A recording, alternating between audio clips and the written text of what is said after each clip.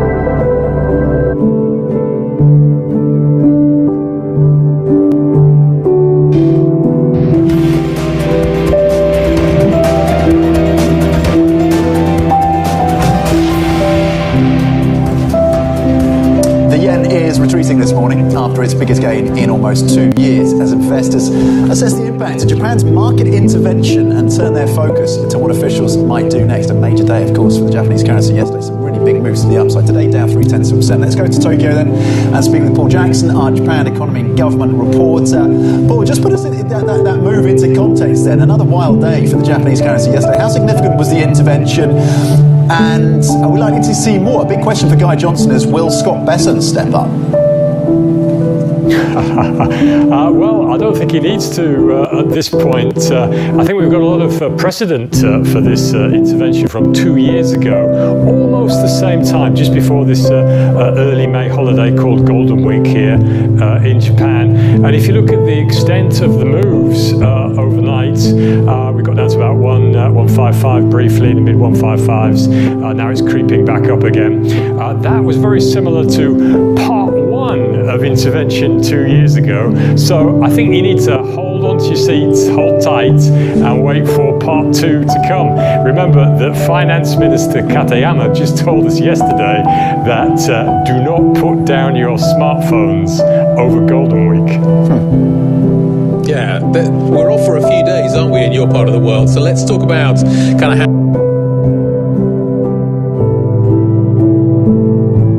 he believes this is going to be effective.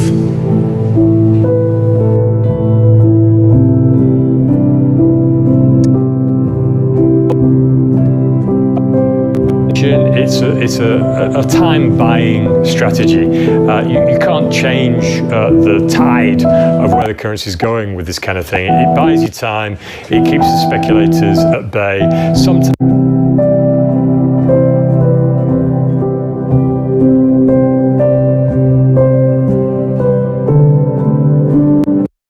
and that's not totally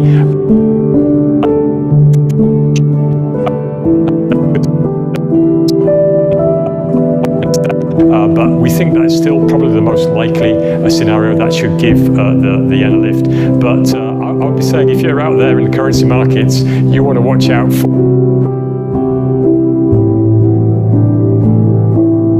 and to an Asian Development Bank.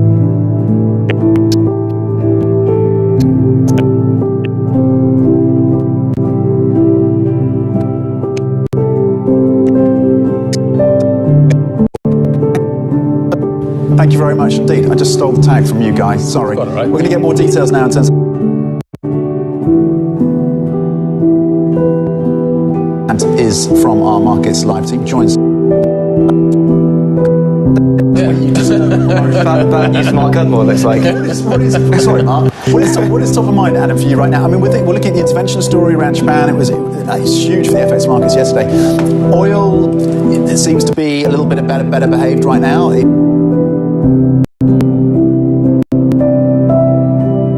Your markets, the strategic reserve is mine right now. I think it's definitely the FX story. I mean, obviously a lot of European markets are closed today, so that definitely factors in. I think in terms of dollar yen, what yesterday achieved, if anything, was potentially a bit of a line in the sand for 160. But in terms of that, I'm still cynical about how much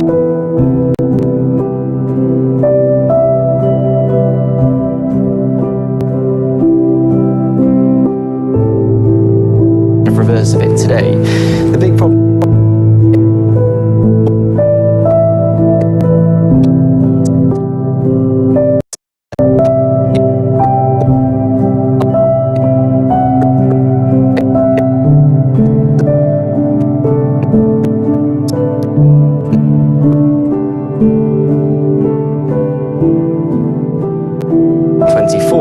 but we're not really in